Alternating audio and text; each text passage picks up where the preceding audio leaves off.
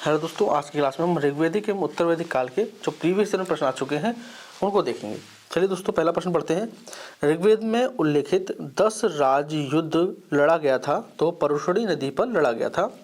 अगला प्रश्न है, पुरुषों के 5 लक्षणों का उल्लेख मिलता है तो वो मत्स्य पुराण में मिलता है। अगला है 1028 संस्करण हैं तो ऋग्वेद में है।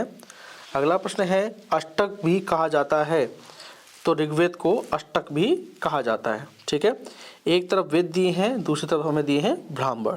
ठीक है, चलिए देखते हैं। तो देखिए, ऋग्वेद की बात करें तो ऋग्वेद का ब्राह्मण है कौशिकी और ऐत्रेय ब्राह्मण। प्रश्न जरूर बनता है यहाँ से। ठीक है, यजुर्वेद की ब्राह्मण की बात करें तो शतपथ तैत्रीय ब्राह्मण है किसके? यजुर्वेद के। हम बात करें सामवेद के ब्राह्मण हैं पंचवेश, षड्वेश, अद्भुत और जैमिनी, याद रखना है आपको। अथर्ववेद की बात करें तो उसके हैं गौपद ब्राह्मण। ठीक है, अगला प्रश्न है, एक वेदांग नहीं है। ठीक है, तो वो क्या है? स्मृति एक वेदांग नहीं है।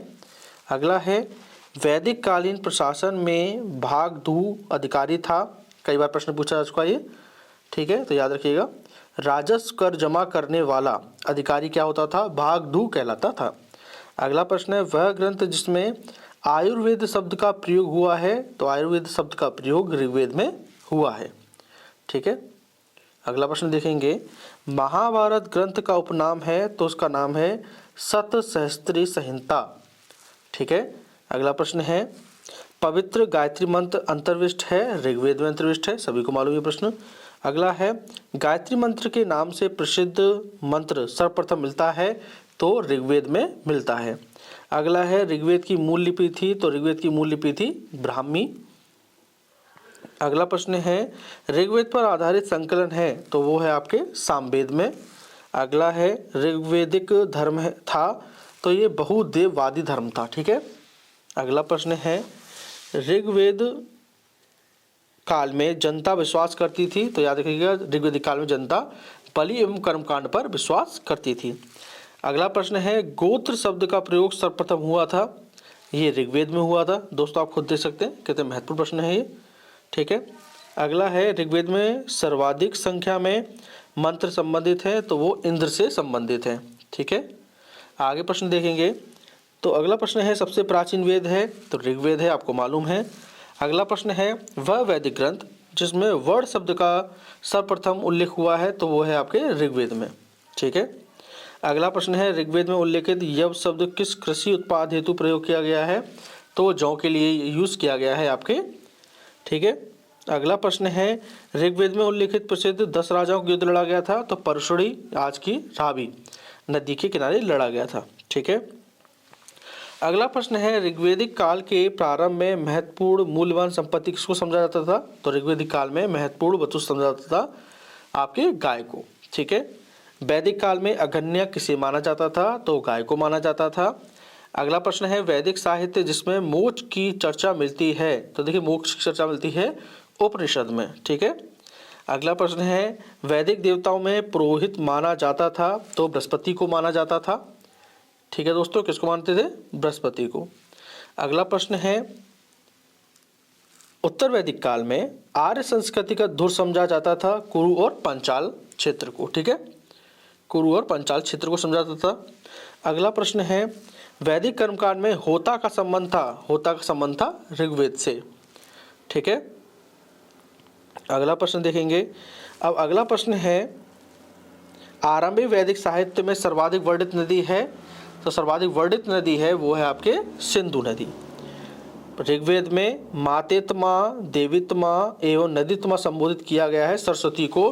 देखिए, मातेत्मा भी कहा गया है, देवीत्मा और नदीत्मा भी कहा गया है। अगला है, शुक्ल यजुर्वेद की संहिता है तो देखिए, वाजसनेयी। ठीक है, क्वेश्चन क्या कह रहा है? क्वेश्चन है कि शुक्ल यजुर्वेद की संहिता है तो वाजसनेयी संहिता है। ठीक है, शतपथ ब्राह्मण में उल्लेखित राजा विधेय माधव से संबंधित ऋषि थे तो ऋषि गौतम राहुगढ़। ठीक है, अगला है, जिस ग्रंथ में पुरुष मेध का उल्लेख हुआ है वह है तो वो शतपथ ब्राह्मण में हुआ है पुरुष मेध का उल्लेख। ठीक है, अगला प्रश्न है, गौपथ ब्राह्मण संबंधित है तो अथर्ववेद से संबंधित है गौपथ ब्राह्मण। ठीक है। अगला प्रश्न देखेंगे तो है आयुर्वेद अर्थात जीवन का विज्ञान का उल्लेख सर्वप्रथम मिलता है तो वो अथर्ववेद में मिलता है। अगला प्रश्न है वह उपनिषद जिसमें पहली बार निराशावाद के तत्व दिखाई देते हैं तो मैत्रेयणी में दिखाई देते हैं। ठीक है। भारतीय प्रतीक पर उत्कीर्ण सत्यमेव जयते लिया गया है तो ये मुंडकोपनिषद से लिया गया है। ठीक है दोस्तों। अगला प्रश्न है जिंद अवेस्ता और ऋग्वेद में समानता। जिंद अवेस्ता संबंधित है ईरान से। अगला है प्राचीन भारत में निशाका से जाने जाते थे तो स्वर्ण आभूषण निशाका से जाने जाते थे। महत्वपूर्ण प्रश्न है। ठीक है। 14वीं सदी ईस्वी पूर्व का एक अभिलेख जिसमें वैदिक देवताओं का वर्णन है प्राप्त हुआ है तो बोगज कोई से प्राप्त हुआ है एशिया माइनर। मनुस्मृति मुख्यतः संबंधित है समाज व्यवस्था से। वेरी इंपॉर्टेंट प्रश्न है। वह उपनिषद जिसमें आध्यात्मिक ज्ञान के विषय में नचिकेता और यम का संबंध है कठोपनिषद में। ठीक है। ऋग्वेद में उल्लेख अफगानिस्तान के साथ आर्यों के संबंध का सूचक है कुबा और कुर्मू नदी। अगला है सर्वाधिक ऋग्वेदिक सूक्त समर्पित हैं इंद्र को समर्पित हैं, अभी हमने पढ़ा था कुछ देर पहले। ठीक है। अगला है आर्य शब्द का शाब्दिक अर्थ क्या होता है। आर्य शब्द का शाब्दिक अर्थ होता है श्रेष्ठ। अगला है अधर्व्यू का क्या अर्थ होता है। अधर्व्यू का अर्थ होता है यज्ञ करने वाला पुरोहित। अगला है उपनिषद काल के राजा अश्वपति शासक थे तो कैकेयी के शासक थे। कई बार प्रश्न पूछा जा चुका है ये।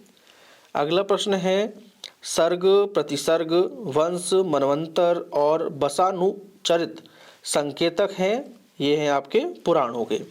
भारत का प्रथम विधि निर्माता माना जाता है तो मनु को माना जाता है। बिल्कुल सही है। प्राचीन काल के महान विधि निर्माता थे तो मनु थे। बिल्कुल सही है। कौशय शब्द का प्रयोग किया गया है तो कौशय शब्द का प्रयोग रेशम के लिए किया गया है।